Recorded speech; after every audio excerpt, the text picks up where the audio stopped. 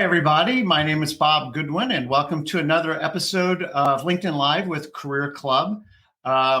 If you're not familiar with Career Club, we're using proven sales methods and tools to help people find careers that matter to them.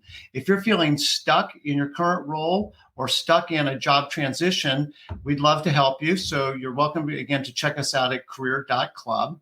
Also, would love if you connected with me here on LinkedIn, as well as follow Career Club page. We're always posting content and keeps you up to date on events like we're having today with our guest, Roger Howell, which we'll get to in just a minute. Next this is a live event. So if you happen to be joining us live, please feel free to let us know that you're on the call. If you have any comments or questions, we'd love to address those as we have time. So please do that. And then lastly, I want to say thank you to my colleague, Heather Zinzer. She is the brains behind the operation here. So Heather, thanks for once again making one of these calls happen. So I'd like to introduce our guest today. It's Roger Howell. Roger is the president of City Gospel Mission here in Cincinnati, Ohio. And City Gospel is one of the largest and best recognized missions in the United States. And we're going to talk with Roger today about nonprofits. Often when I'm having conversations with our clients who are thinking about what might be next for them in their career, it's not uncommon at all for nonprofits to come up as an area of interest for people.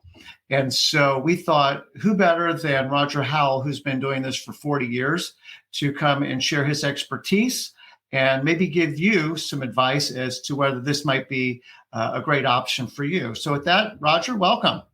Well, thanks. Thanks so much, Bob, for having me. I'm looking forward to it. Yeah. And so, just to say something very sincerely to you, I have just tons of respect for you, Rogers. We've gotten to know each other, for probably a decade now, and the work that you guys do at City Gospel, and then for your leadership in particular. So it's a real privilege for me to have you on today. So thank you. Thank you. Thanks for your kind words.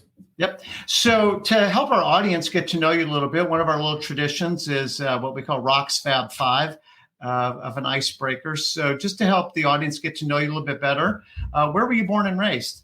I lived in a rural community outside of Lansing, Michigan. So awesome. And then how long have you been, and how did you find your way to Cincinnati? Oh, that is a long, funny story, but a person recruited me to come down here. I said I'd come for 1 year until I figured out what I wanted to do for the rest of my life, and loved it here. So stayed ever since. I was in 79. Jeez. 79. So. Life does take strange twists. Yes, and where'd you go to school, Roger? I went to Bethel College in St. Paul, Minnesota. Oh, so you are definitely a Midwesterner. I am. Yeah. And then just a little bit about your family. Married for 40 years in a couple of weeks. Will be our 40th anniversary. Have 4 kids, all adult kids now, and one on the East Coast, one on the West Coast. But praise God, 2 of them have moved back. So I got 2 in the area. So Congratulations. That's awesome. And then I know we'll get into this a little bit more in the regular part of the discussion, but maybe just briefly a little bit about your career and just how you ended up at City Gospel. Well, I went to, I went to college with the thought that I would be a pastor. So that's what I prepared for in my undergraduate. And, I've got a minor in Greek and a lot of Bible classes and different things like that. And literally a month before I was to go to seminary, I clearly heard from God that I was not supposed to do that. And then I was lost. No clue what to do. I was living in my parents' basement, who I love, and working at a person who put me through college. So because he wanted me to be a pastor, and I was sort of lost. And then my youth pastor spent that year recruiting me to come to Cincinnati with him to do work with urban youth. And Bob, I told him, there's no way I'm moving to a big city. I'm a country boy. There is no way I'm raising money, and there's no way I'm working with kids. And after a year, I said, hey, I don't know what I'm going to do, but I don't like living in my parents' basement. I'll move to Cincinnati for 1 year. And that was 1979, and moved here and loved the city, loved working with kids, and have tolerated raising money. Awesome. And we'll talk about that in a minute, I'm sure. And then quickly, when we don't find you at City Gospel, what do you like to do outside of work? I love all sports. I actually like playing sports more than I do watching, but I do watch. Playing a lot of golf now, do a lot of outdoor stuff. We love to travel, but of course, spending time with my kids. Most of our travel now is to visit a kid or a grandkid. So there you go. And don't you have a bicycle that you might spend a little bit of time on? I do. Had a foot injury, so I haven't been doing that as much. But yeah, I will get back to it soon. No, I know you love your bike. So let's jump into, thank you, that was great. So let's jump into the meat of the conversation. Okay. For those who aren't familiar, what is the mission of City Gospel Mission? What do you guys do? Our mission is to help people get out of poverty. So our mission is breaking the cycle of poverty one life at a time. So we work with homeless, we work with folks with addiction issues, help people without jobs getting jobs, and then we work at risk youth so they don't have to get into one of our adult programs. This is a little on the fly, but as you think about sort of I don't know what the right number is, but kind of causal factors of poverty, or you talk about breaking the cycle of poverty, what do you see some of those levers as being? What have you learned over the years? Oh, wow. That is a complicated question.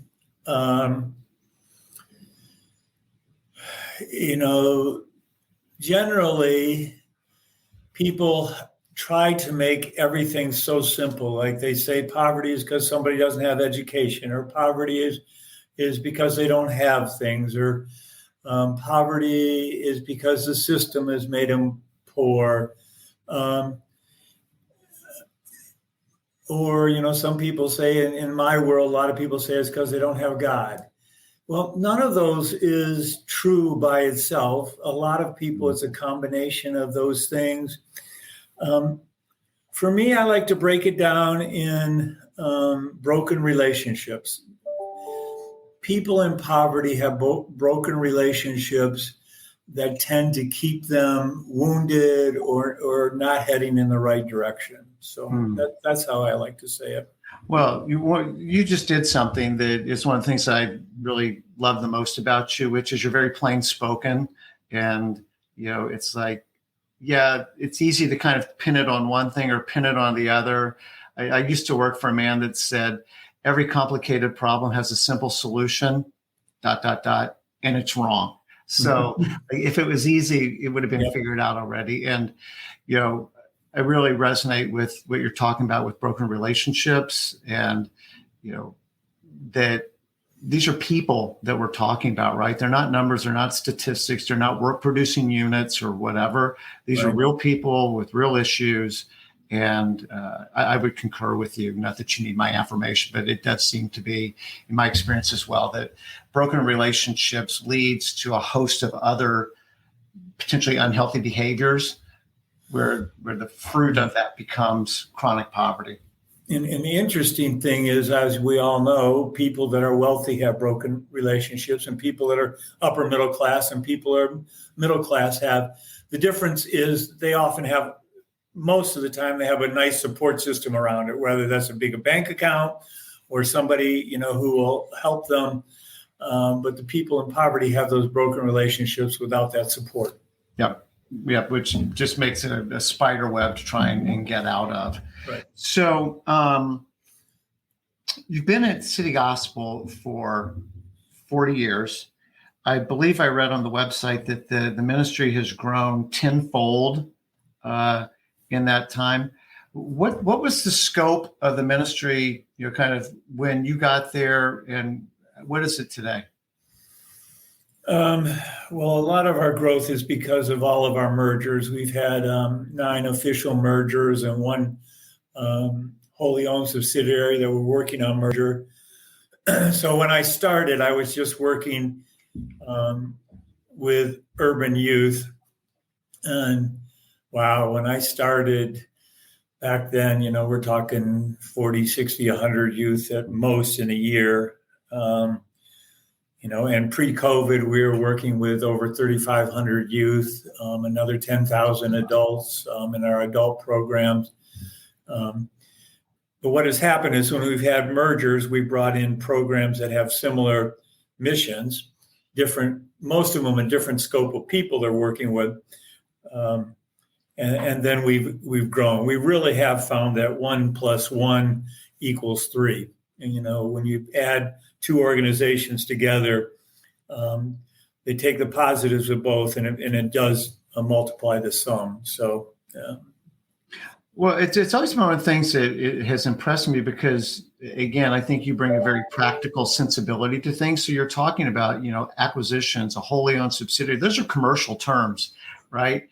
And you think about, sometimes in the nonprofit world, we lead with our heart, sometimes more than our head. And that you talk about raising money.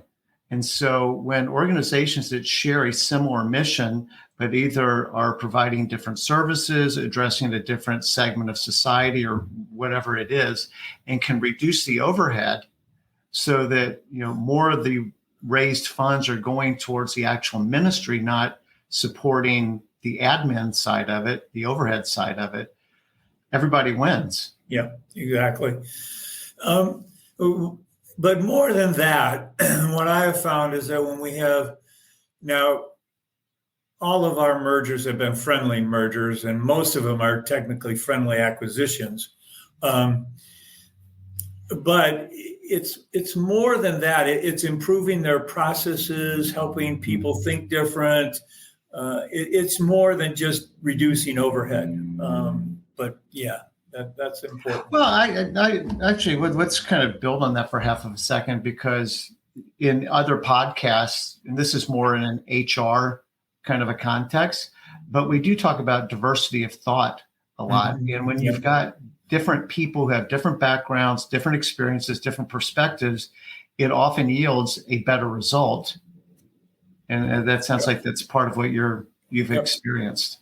Yes, definitely. And what are the keys then to a smooth integration? How do you keep egos at bay? I mean, back to we're all dealing with people and broken relationships and stuff. Focus on the mission. That is the key. Now, most of our friendly acquisitions have been sort of one-person shops, and so that's been sort of easy to keep that person. And I'm going to stereotype and generalize, but most of the time, that person is so overwhelmed in administration and fundraising, and they're not any good at it, and they hate it. And so when somebody comes along and helps them, they're thrilled, and keeping them focused on the mission is pretty easy. It becomes more complicated, though, when it's a larger organization and there's more people and they're just that one. Those are difficult. In the end, they're always valuable, and they always, but it's much more difficult to get through. So the one-person shop is much easier to merge with. One of the things that you had mentioned to me in a previous conversation was my job is getting people to work with other people. Yeah. Can you build on that thought? That's a really interesting one. Yeah, I think a lot of people, especially from the business world, doing a second career or just leaving to come to the nonprofit world, they've had good experiences with working somebody, and they think in the nonprofit world, they're just going to work with people. And maybe when I started 40 years ago, that was true, but it is not true anymore because it's just not effective and there's just not enough resources. So when we hire a staff, depending on exactly the role, but generally we hire that staff not to work with our clientele or the people in poverty. We hire that staff to motivate volunteers and get other people to do the direct work. And so a lot of times I'm telling people, hey, you're not coming to a nonprofit to help the poor person anymore. You're helping. You got to figure out a bigger system to help more people. So I'd like to explain that when I started, a good urban youth worker maybe worked with 50 people. Now I expect an urban youth worker to work with 200 or more people. And that is because their job is now getting others to do the direct ministry. So does that make sense, Bob? No, it totally makes sense. And do you find that the person who thought maybe they were coming into the nonprofit to do the direct work can still find satisfaction and still scratch their why itch? Yes. I mean, I think it's really important. I still work with people directly. I still think that's really important. But you have to be looking at the big picture that you're now working with 200 and maybe you only know 10 really well, or you're only doing direct relationship with 10. You have to keep it focused in on that mission. Our job is to help a group of people, just not one or two. Where the people come in to have problems is when they're trying to do nonprofit work because they're trying to fix and heal themselves. So many people that come in to apply for working in the helping field have issues themselves, and they want to really fix themselves by doing this work. Or in other words, feeling good because they're helping somebody else to salve their own wound. So if that is the issue, then probably we can't help them feel good because they don't get enough. They want to be right there. They want to fix somebody individually. Now, we all have issues. I still got wounds, right? But what are the levels of those are healed, and to what level is that impacting your direct work? Yeah, I was going to say, I mean, at some level, is that actually a bad thing, right? Because there's a level of empathy and things like that. Is that hard for you to suss out in like an interviewing process? It can be. And it sort of depends on which level of job they're coming into, how much woundedness they can have, I guess. But yeah, it can be very hard to say, because sometimes it's totally covered up until 6 months down the road. And then you start figuring out, that this person's got more issues than they're helping. So. Yeah. So you kind of started already kind of bridging into, I set the premise up here of having talked with a lot of our clients and just over the years, oftentimes when people get to a certain stage in their career, they're looking for something that drives more satisfaction for them, and as we get later and later in our career, we want to give back, maybe create legacy. Maybe we've got enough financial flexibility to be able to do something. So there's some different cohorts, I think, within this, but what business skills have you found, do you think, translate especially well into the nonprofit world? I know what one's going to be, but go ahead. Well, I'm waiting to hear yours. I think I'll start that part of the discussion by saying my view is I run a business. And if you're not coming into the nonprofit world realizing you're in a business, you got a problem. This is a business.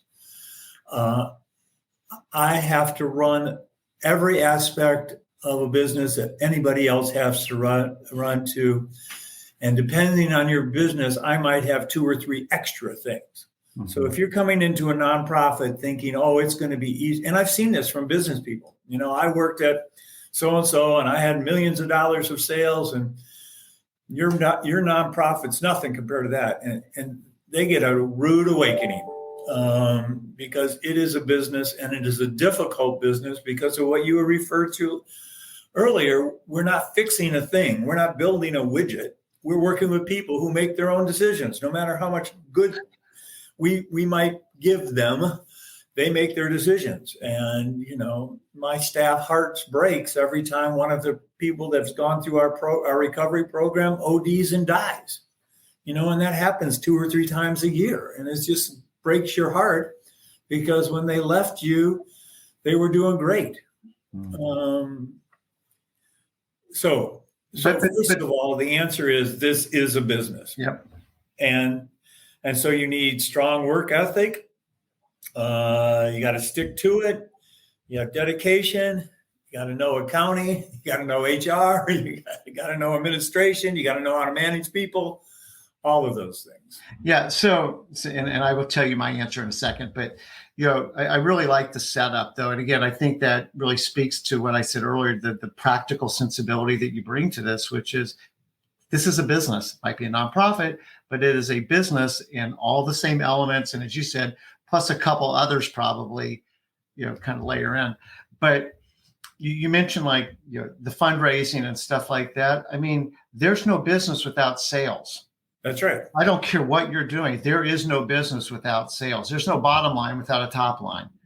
And, the money part of it, particularly for the executive director of an organization, I mean, that is, if it's not job one, it's job two of like it needs to be solvent. Like, otherwise you can't do the good of the ministry without money. That's the oxygen that makes this organism breathe. To me, and I often think about, there's so many businesses out there that parallel all the stuff I do, but then there's a lot of business that only do parts of it. But I have to sell to my donors for fundraising. I have to sell to my, what we call participants, so they figure out they want to be in our program. I have to sell to my staff that they got to come here for a little bit less money. It just feels like I'm a salesperson all the time. Oh, and I bet, and your board too. Oh, exactly. Then I got a group of people, and I love my board. My board is the best in the city, but I'm going to say this. I got a group of people who are my boss, who don't know near as much about working with people as poverty as they think they do. Yep. Except and never, and really can't. Yeah, exactly. And I don't expect them to. Right. Yeah. So interesting stuff. So what are the biggest surprises and or disappointments business people experience when they make the move to the nonprofit sector? My experience is how hard it is. Mm-hmm. And they didn't accept that. They really thought there'd be a break from their business world. So I think that's that. I think too, especially if you come from a white middle class, I raised myself up by my bootstraps. I think you're shocked at how the folks that you're working with don't listen to you. It's like, or they might say they do. They're sitting there in a class and they hear everything you say and they're agreeing with it. And then that night something happens and they shut off which part of the brain do they shut off? They shut off the left part of their brain, and the right part of the brain takes over and does exactly what they said they wouldn't do that day. Mm-hmm. So yeah, I think that's a hard, because if you're somebody who thinks lack of education causes poverty, then your solution is just educating people. And when that doesn't help, it's just totally shocking. Yeah. I think what I've seen, and I would love to hear you talk about this, back to broken relationships, is that working in a nonprofit isn't going to a birthday party every day and everybody's happy and we're having fun and it's cake and ice cream. It's like, wait a minute, she's difficult to deal with. That guy didn't do what he said he was going to do. Right. Hey, I'm not being hurt. Like whatever all those frustrations are that people have, that you're still dealing with imperfect people, just like you were at P&G or GE or wherever else it was you came from. Exactly. And you now you got imperfect people that you're sort of your product, you're helping, but you also got imperfect people that you're sitting next to in your office. That's what I mean, your colleagues. Yes. Or, yeah. So it can be very difficult. And I think maybe back on the money thing for a second, because again, sometimes, fundraising and all that sounds very crass and very, businessy. And I thought this was a nonprofit. Nonprofit doesn't equal non-money. Yes. Right. And I think sometimes it's like, wait, we talk about money a lot. How come we're not talking about the homeless? Because if we don't have any money, we can't help the homeless. Right. And I think that again, I'm giving an answer. I'd rather hear your opinion on just the surprise of like what a dominant role money plays at a nonprofit. Yep. Yeah, it is. But you said we have to have money, and and my staff is all screaming appropriately that they need more money to live on with inflation right now and all that. And I'm going, well, you can scream all you want for more money, and I'd love to give it to you, but our donors are saying they can't give it right now. So, it's not like it's not like I'm going and raising the cost of cheer in 2022. Yep. On the flip side, though, because we kind of looked at maybe some of the negatives.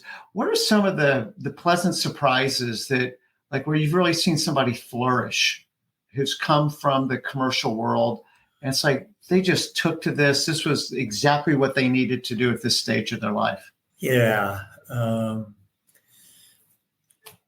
I've got a full-time volunteer here. It's just great. He's retired, and he literally is here at least 40 hours a week. And it's just fun to see him use his skills and help people. And I got a board member that spends probably 20 hours a week here doing different things. So those are great. I've got a couple of retired P&G people that are on staff, and it's just, retired early, and it's just fun to see them really helping people and using their skills and their business experience to help people. But then, of course, when we see somebody that's really, had a difficult life and messed up, and when we see them thriving, you can't get any better thing than that. So one element that I'd like to explore with you a little bit is, everybody's got their own passion thing that they care about, generally based on life experience.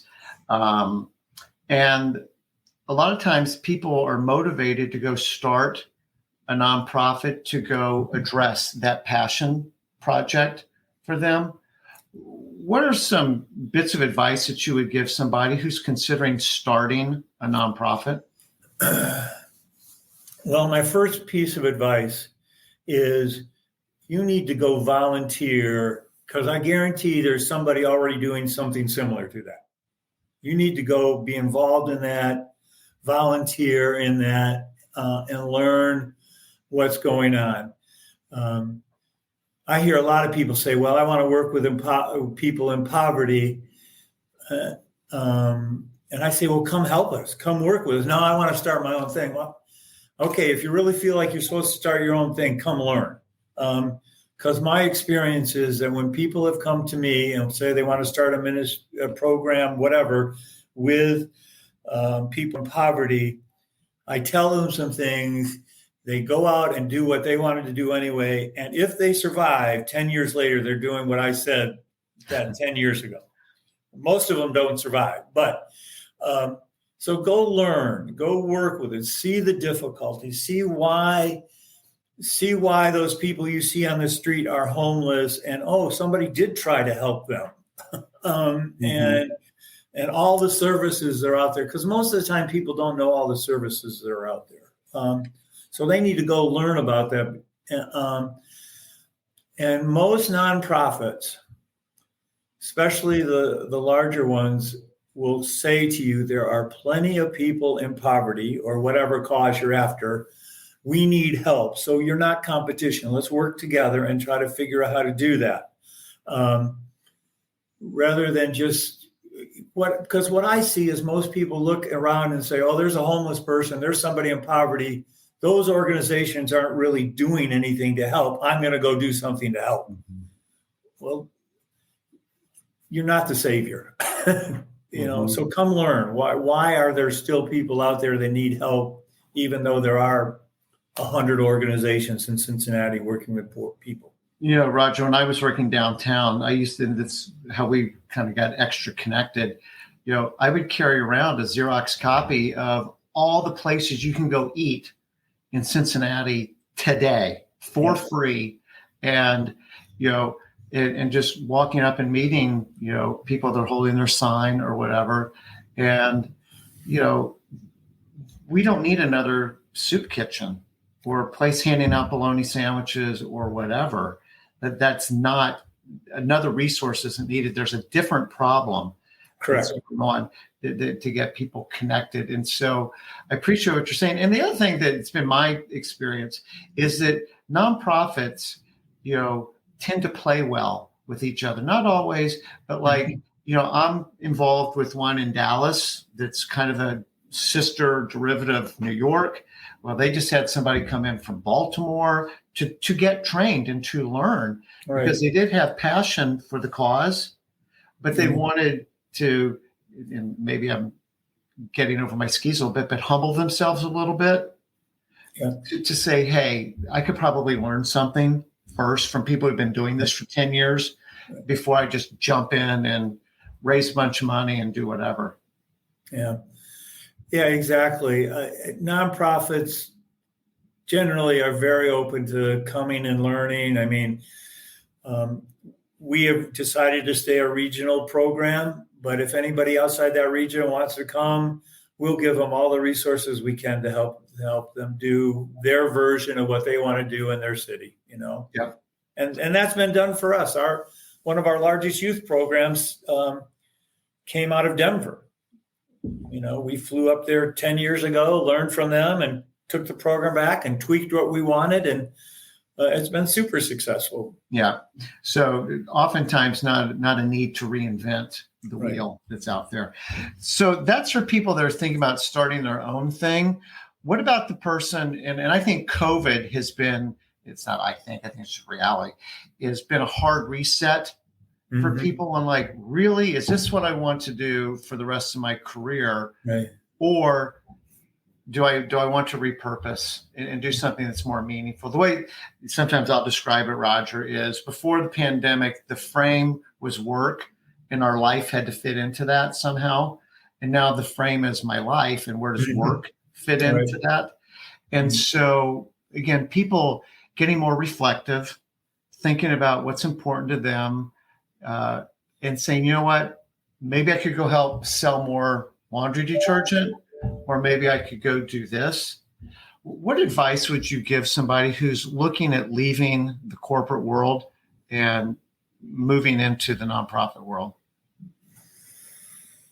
It is much more difficult than you think. It's not a party. It's not warm fuzzies all the time. And if you're really especially going to help people move forward in that person's life plan, there's a lot of confrontation, so that it's not that party aspect. So understanding that you can't fix people, right? Most nonprofits are working with people.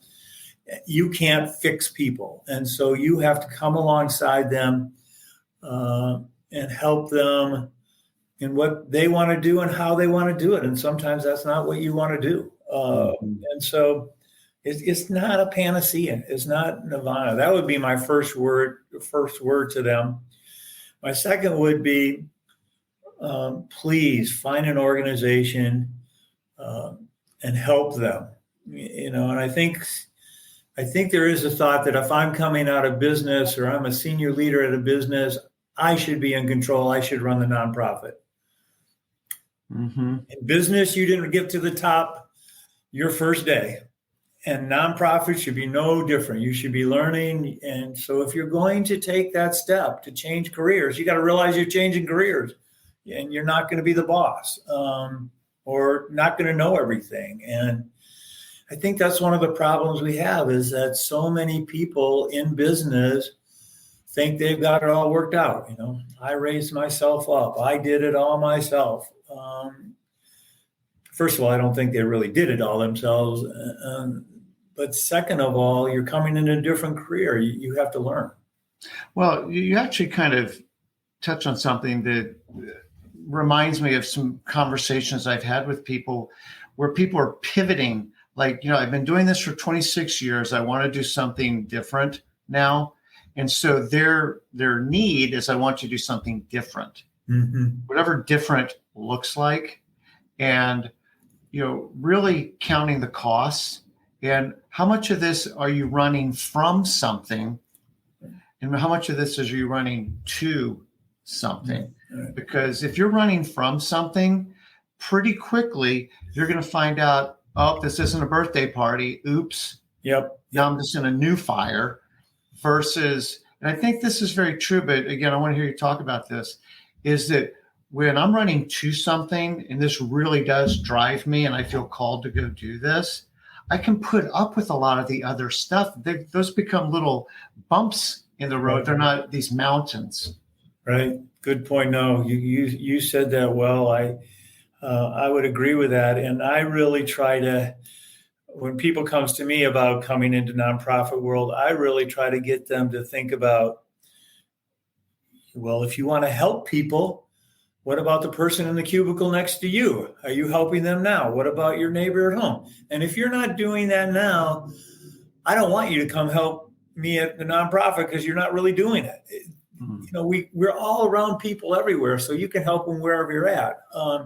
And just try to get people to start thinking about that you can help people, because we know so many people in the cubicles in the business world are messed up too.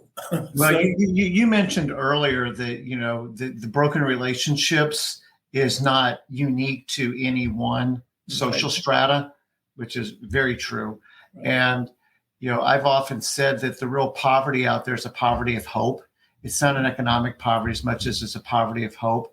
And you can have people that have the gilded front door and the cool car and the title and the job and the money, but they have broken relationships at home. And they're as poor as anybody who, in the vernacular, is flying a sign down in Fountain Square. Yep, exactly. You know, they wearing different clothes, you know, whatever, sleeping in a different place, but there's the same level of brokenness which gets to your well-made point. You can't fix people. Mm-hmm. You can help people, right? But we can't fix people. They have to want to repair themselves and be part of a bigger process. So, is there anything that we haven't touched on, Roger? You know, because I want to make sure that we sort of get all the juice out of 40 years of leading a nonprofit, seeing people come from the business world who might want to get into that arena.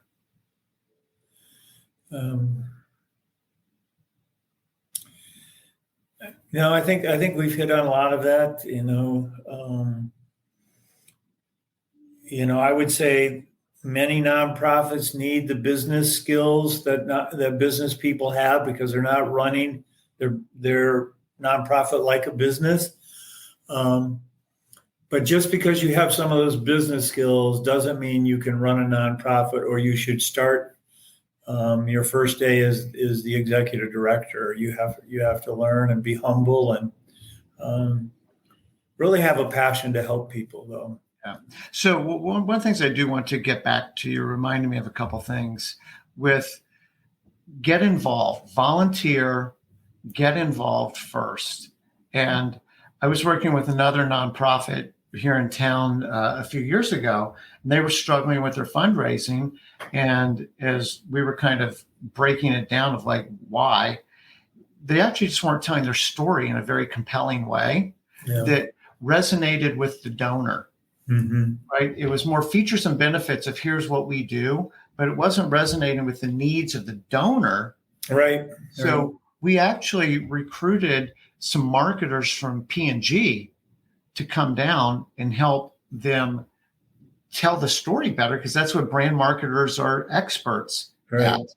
And that was a great way for the P&G people to give back in their gifting and what they were really good at. They didn't have to quit their P&G job to go do that. They dedicated a few hours, which I thought was amazing. And obviously the receiving organization was over the moon with literally world-class help that they were getting. So that's one aspect of it. Given that, you know, this is Career Club and, you know, not a small percentage of our audience might be in job transition, and particularly with layoffs and all that kind of stuff that's happening in the news right now. I'll never forget doing a tour of another facility, nonprofit organization here in town. And, we're looking at all their stuff and it was great. And then off in the corner, I saw some guy pushing a broom. It looked kind of familiar. I thought, who is that? And I walked back there, and it was a friend of mine that was CMO of a Fortune 500 healthcare company. And that's how he was spending his day, was often the most remote corner of a building you wouldn't have stopped at in 100 years, pushing a broom, because he wanted just to be involved. Yeah. And to That's great. kind of breathe into another part of his mind and heart, to be a fuller person. And he didn't have to quit his day job to go do that. Yeah, we have all sorts of opportunities like that. So we would love people to come, and some people need to use their marketing skills, or they're needed, and some people need to do something different, totally different than their day job. So yes, either way is very helpful. And one of the biggest difficulties I have when I'm working with a potential volunteer is figuring out what their passion is.